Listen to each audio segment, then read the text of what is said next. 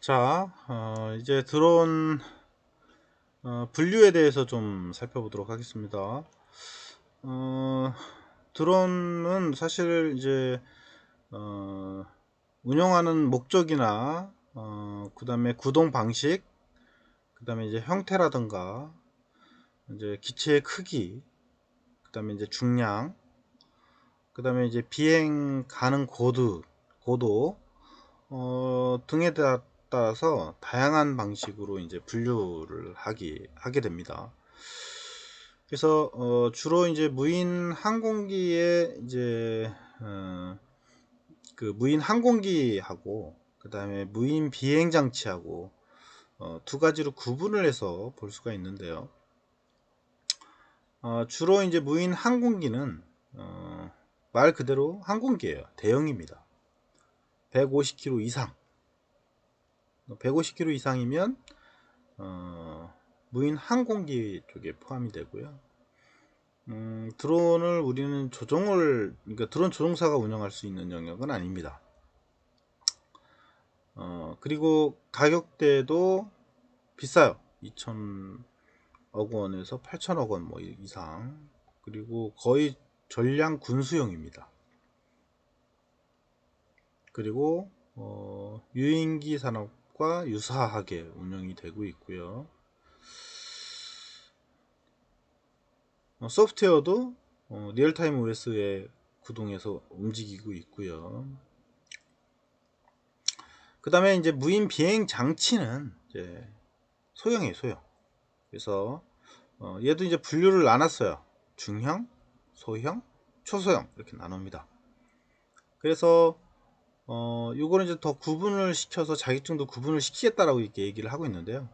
현재 드론 비행사 조종 자격증 하나만 있으면 무인 비행체의 장치는 다 운영이 가능합니다. 그래서 12km를 또 기준으로 잘라요. 12km를 기준으로 해서 150km까지 를 중형이라고 얘기를 하고요. 그 다음에 소형은 12km 이하, 뭐 차량용이라든가 조그만 것들을 말하겠죠. 그 다음에 장난감 종류들. 뭐 가격은 다 천차만별이고요. 초소형 같은 경우는 뭐 장난감이라고 보시면 될 것 같아요. 완전 장난감. 거의 다 대부분 민간에서 민수용으로 판매되고 있는 것들이고 가전산업하고 유사한 그런 특징을 가지고 있고요. 당연히 펌웨어 기반이나 RTOS 기반으로 운영을 하고 있는 그런 시스템이라고 보면 될 것 같아요. 그래서 그 영역 분류를 나누는 게 무게를 가지고 나누고 있다라고 하는 정도, 이렇게 이제 알고 있으면 될 것 같아요.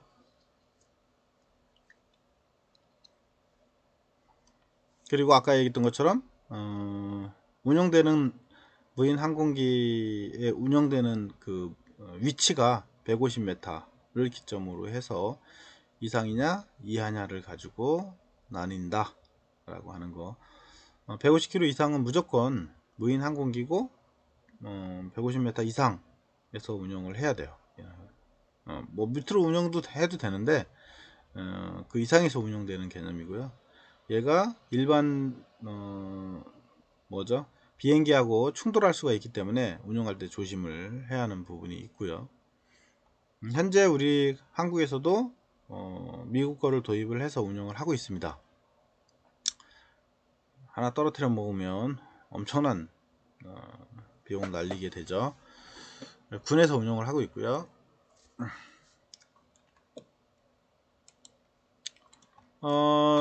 그 다음에 중량에 따라서 비행 승인이 필요한 게 절차가 있습니다.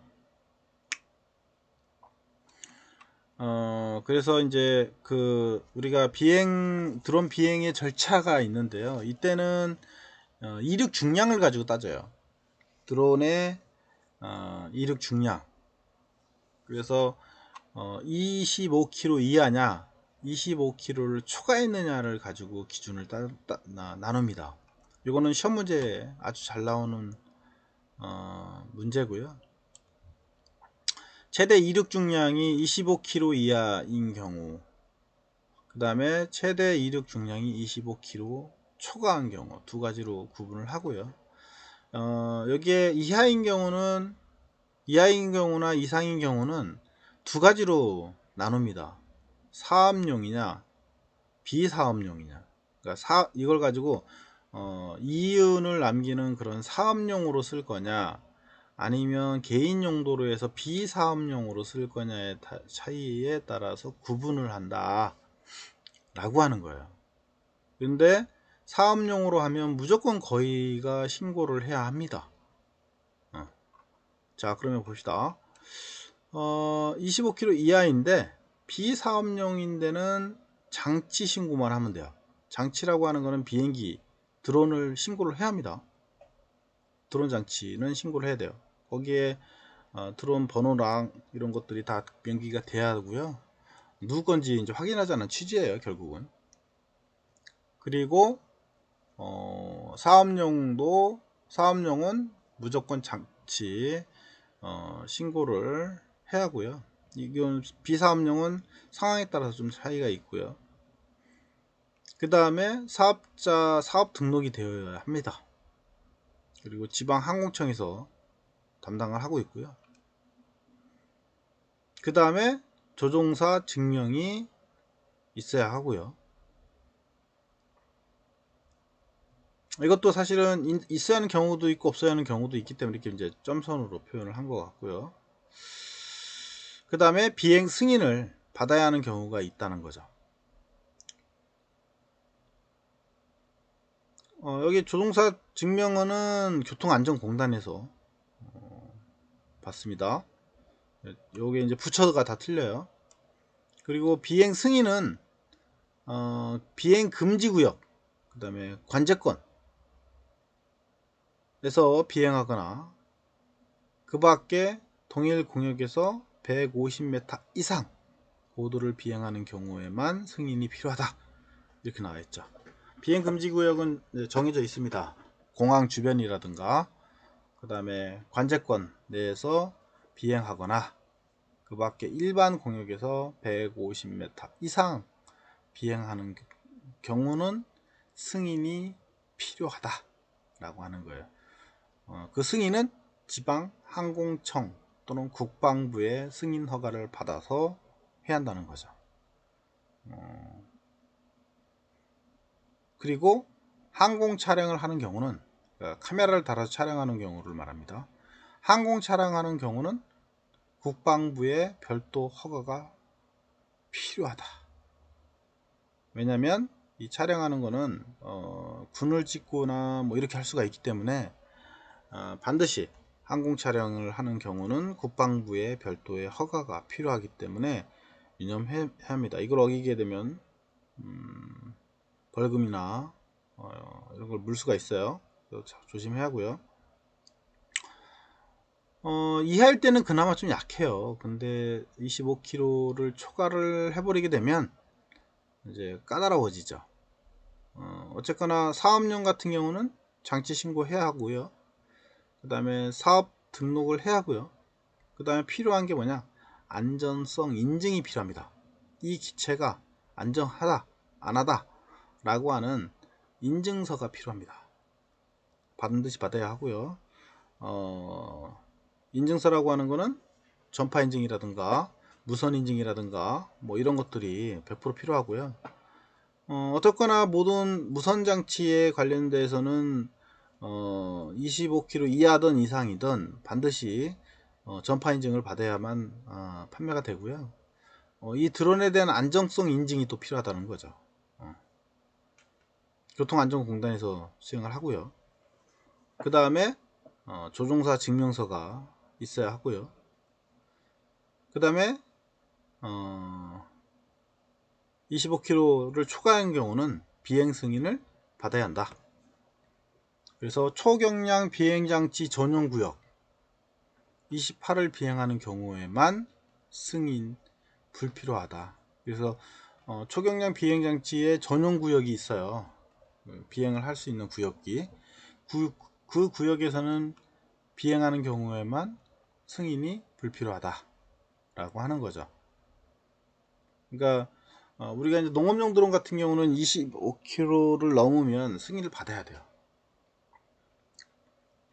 꼭 알고 있도록 하고요. 얘도 마찬가지로 촬영용이다. 그러면 국방부의 특별한 허가를 또다시 받아야 한다. 아주 중요합니다. 이게 거의 시험 문제고요. 드론을 운영하는 데 있어서 꼭 알아야 하는 내용이에요. 이거는 아주 중요한 내용이죠. 25kg 이하냐, 그러니까 이륙 중량이에요. 최대 이륙 중량.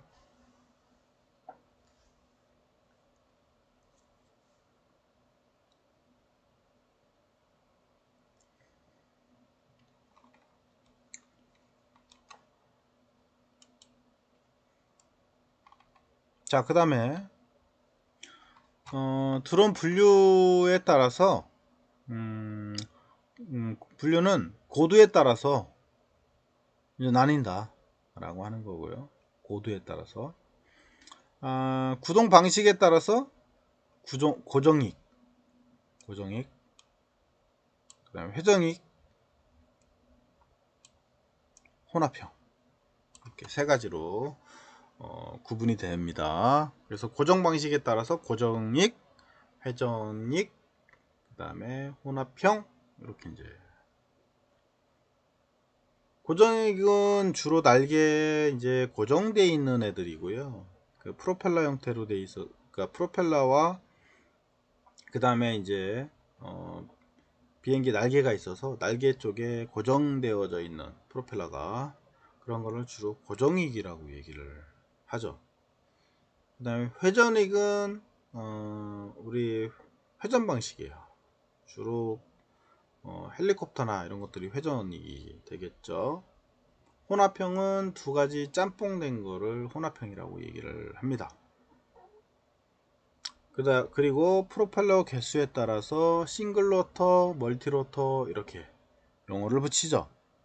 그래서 주로 우리가 프로펠러의 수가 많이 있어요. 드론 같은 경우는 4개, 뭐 6개, 8개 뭐 이런 식으로. 그래서 프로펠러의 개수가 많다라고 해서 멀티 로터라고 얘기합니다. 멀티 로터. 이렇게 하나짜리도 있고 뭐 이렇게 한데, 주로 드론은 이제 멀티로 프로펠러가 여러 개가 있는 거를 가지고 쓰다 보니까 멀티 로터라는 용어를 자주 쓰니까 잘 기억을 해놨으면 좋겠고요.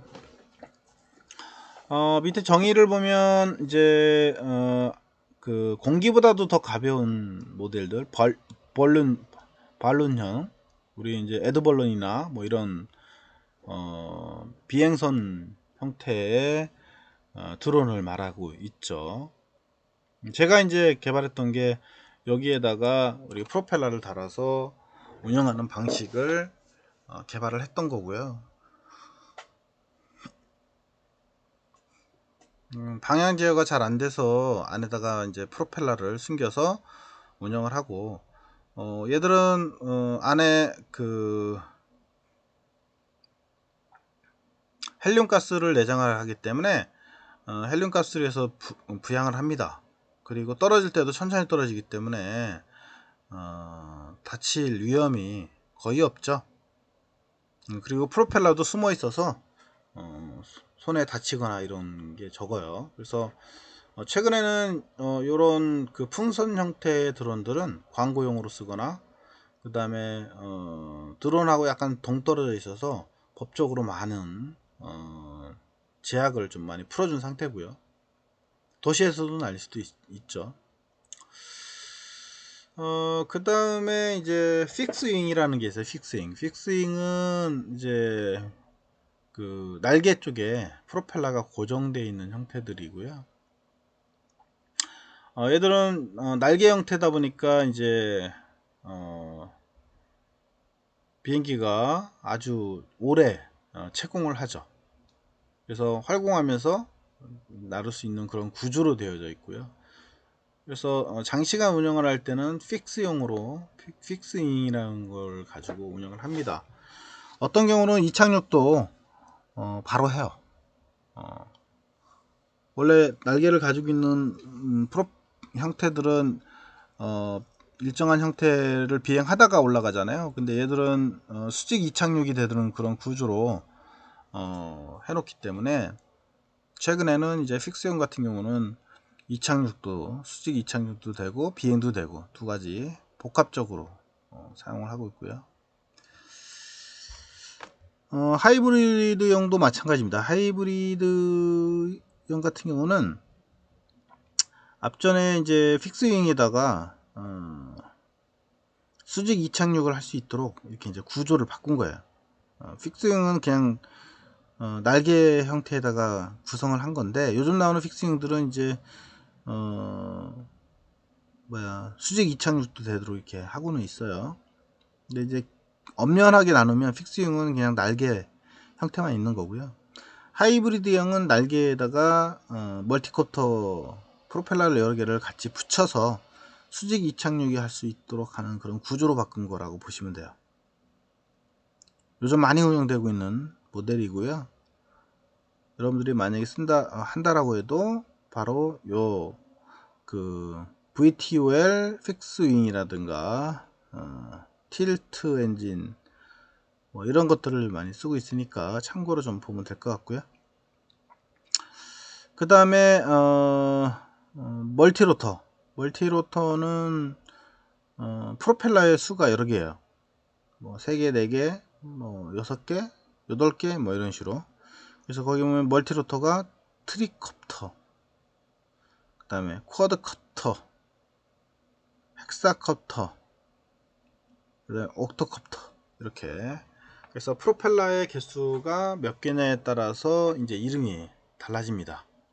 프로펠러 개수가 많으면 많을수록 좀 안정적이고 좋죠. 그렇지만 배터리 소모량이 또 많아지기 때문에 전체적으로 드론이 운영되는 시간은 비슷합니다.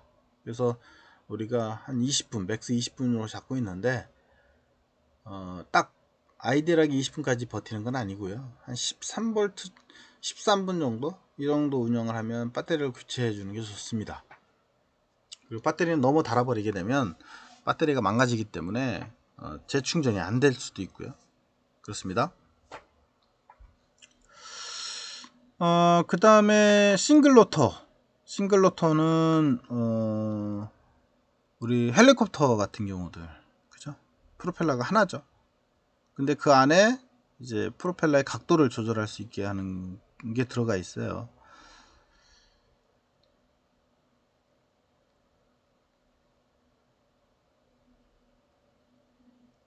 그 다음에 나노 뭐 이런 것들도 있고요. 소형들, 특수한 것들. 그래서 드론의 종류는 다양하다. 이렇게. 그래서 우리가 앞전에 살펴봤던 것처럼 멀티로터를 기준으로 생각하시면 될 것 같아요. 멀티로터. 드론은 주로 멀티로터를 우리가 드론으로 많이 얘기를 하고 있고요. 현재도 거의 다 멀티로터 위주로 해서 드론을 설명하고 있습니다. 자, 그러면 이 프로펠러가 멀티로터 중에 프로펠러가 4개인 경우,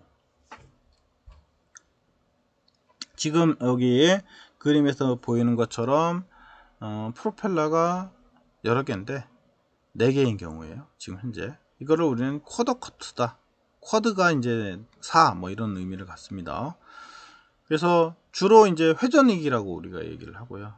회전익은 프로펠러가 이제 회전하면서 돌아가는 타입들을 말하고, 그 프로펠러가 여러 개가 있다 해서 이제 멀티로터라고 이렇게 얘기를 합니다. 그리고 프로펠러의 개수도 4개예요. 4개. 프로펠러 개수도 4개.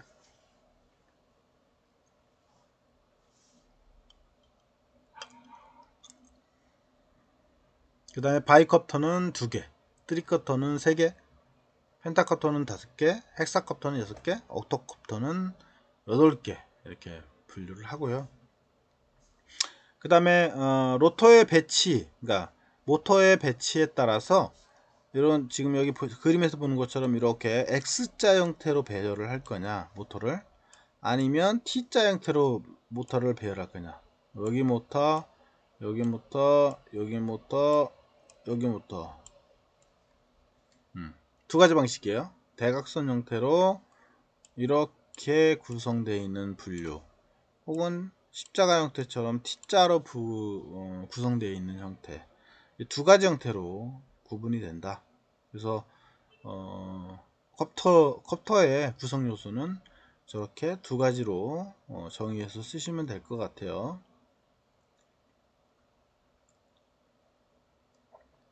그 다음에 이제 S형 쿼드콥터인데요. X형 쿼드콥터는 중요한 게 이제 프로펠러의 방향이 중요합니다. 여러분들이 여기 1번 같은 경우는 이게 이제 전방이라고 봤을 때 여기를 우리가 1번이라고 합니다. 왼쪽에 앞에 쪽에 1번이라고. 그 다음 2번, 3번, 4번 이렇게 시계 방향으로 돌립니다. 그러면 1번은 시계 방향, 그 다음에 3번은 시계 방향,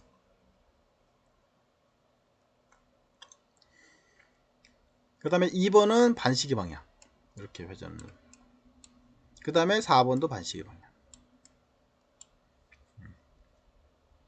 그러니까 대각선으로 같은 방향이다, 이렇게 보시면 될 것 같고요. 그래서 1번하고 3번이 시계 방향이다 라고 하면 3번이나 4번,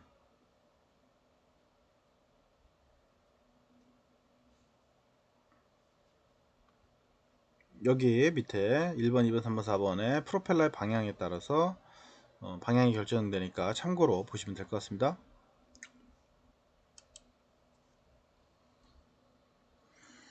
그 다음에 이제 우리 그 헬리콥터인 경우인데요. 헬리콥터는 싱글로터죠. 근데 싱글로터는 플롭이 하나잖아요. 하나로 돌면은 어떤 현상이 일어나냐면 회전을 합니다. 몸체 자체가, 이 기체 자체가 같이 회전을 하게 돼요. 그렇겠죠? 한쪽 방향으로 회전하니까.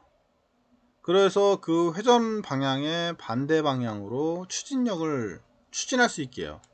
이렇게 반추진. 그래서 꼬리 부분에 테일러 로터가 이제 존재하는 거죠. 그래서 얘를 바람을 불면 얘가 원래 이렇게 회전하잖아요. 막 이렇게 회전하잖아요. 그러면 얘가 여기서 바람을 불어주게 되면 얘가 버티고 있겠죠. 이 몸체는 버티고 프로펠러만 이제 회전을 하게 될 거예요. 그래서 우리가 이 프로펠러, 그러니까 헬리콥터는 바로 이렇게 회전하는 방향의 반대 방향으로 추진력을 줘서 얘가 회전하지 않도록 구성을 하죠. 그래서 가끔 영화에서 많이 봤을 거예요. 헬리콥터가 비행하다가 꼬리 부분이 어디에 맞아요. 한 대 맞거나 아니면 뭐 맞거나 고장났다. 그러면 그 헬리콥터가 회전하는 걸 봤을 거예요. 윙 돌아서 떨어지거나 막 추락하잖아요. 그게 이제 그 이유예요. 그래서 이제 사실은 이제 그 메인 블레이드가 회전을 하게 되면 요 헬리콥터는 급격하게 떨어지지는 않습니다. 어쨌거나 회전하니까. 그래서 활공을 하게 되는데 뒤에 부분이 테일러 부분에 이제 그 구동부가 고장났어도 얘는 급격하게 떨어지지는 않습니다. 회전하면서 떨어지지. 그래서 활공할 수가 있어요. 얘도. 그렇지만 이제 일반 비행기보다는 위험하죠. 어쨌거나. 그래서 로터의 회전 방향과 반대로 작용하는 토크에 의해서 동체 회전, 꼬리 로터에서 반 토크 추진력이 발생한다. 멀티콥터인 경우 로터의 방향으로 인한 발생하는 토크를 상쇄하기 위해서 프로펠러의 수가 짝수인 경우가 많다. 이건 참고로 그냥 알아놓으시면 될 것 같습니다.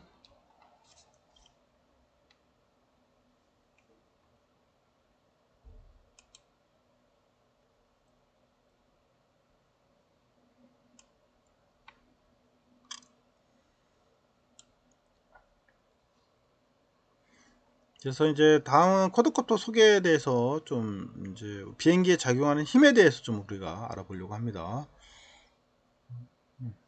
좀 쉬었다가 나가도록 할게요.